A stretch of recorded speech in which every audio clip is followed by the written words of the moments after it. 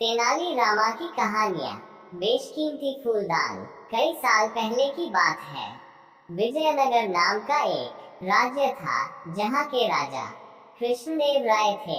कृष्णदेव राय हर साल विजयनगर का वार्षिक उत्सव बहुत ही धूमधाम से मनाते थे। पड़ोसी राज्यों से अच्छी मित्रता होने के कारण वहाँ के राजा भी इस उत्सव में शामिल होते थे और राजा कृष्णदेव राय को उपहार व भेंट देते या भेजवाते थे।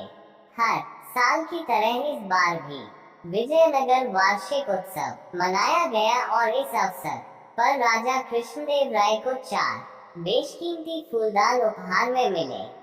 फूलदानों को देखते ही राजा का मन उन पर आ गया और ऐसा होता भी क्यों न, उन सभी फूलदानों की शोभा देखते ही बनती थी। उन्हें देखकर ऐसा लगता था मानो प्रकृति के सभी रंगों को मिलाकर उन्हें रंगा गया हो, वह गहन नक्काशी से तराशा गया हो।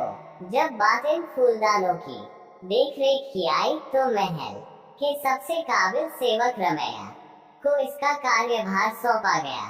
रमैया भी खूब ध्यान से उनका ख्याल रखने लगा।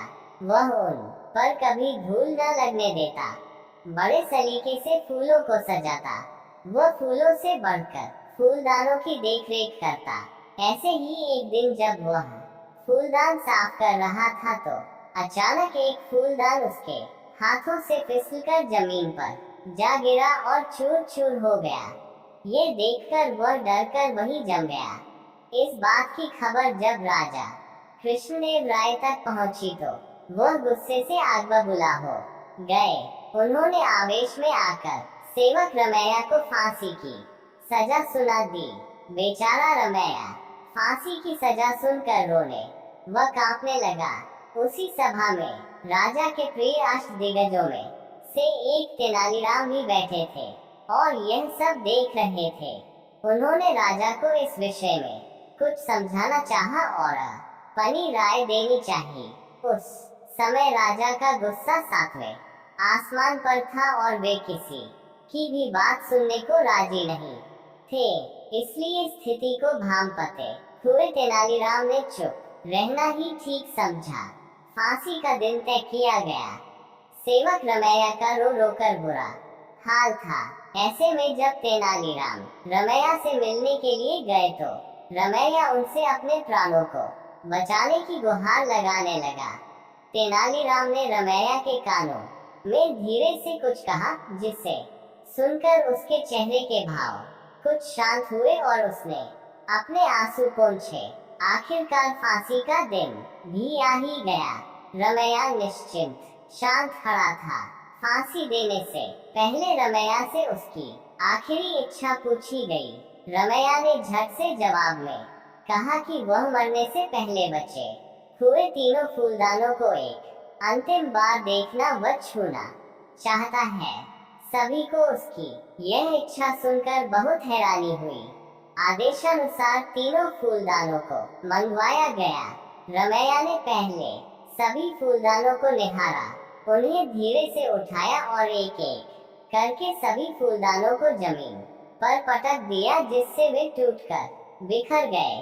राजा ये देखकर गुस्से से लाल हो गए और उन्होंने रमैया से पूछा, मूर्ख, तेरी इतनी हिम्मत, बोल तूने ऐसा दुस्साहस क्यों किया?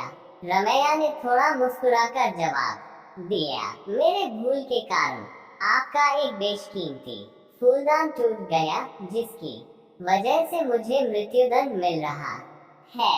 अगर भविष्य में किसी सेवक द्वारा ये तीनों फूलदान गलती से टूट जाते हैं तो मैं नहीं चाहता कि उन्हें भी मेरी तरह मृत्युदंड मिले और ये दिन देखना पड़े। इसलिए मैंने स्वयं ही बाकी बचे हुए फलदानों को तोड़ दिया। ये सुनकर राजा का गुस्सा शांत हुआ।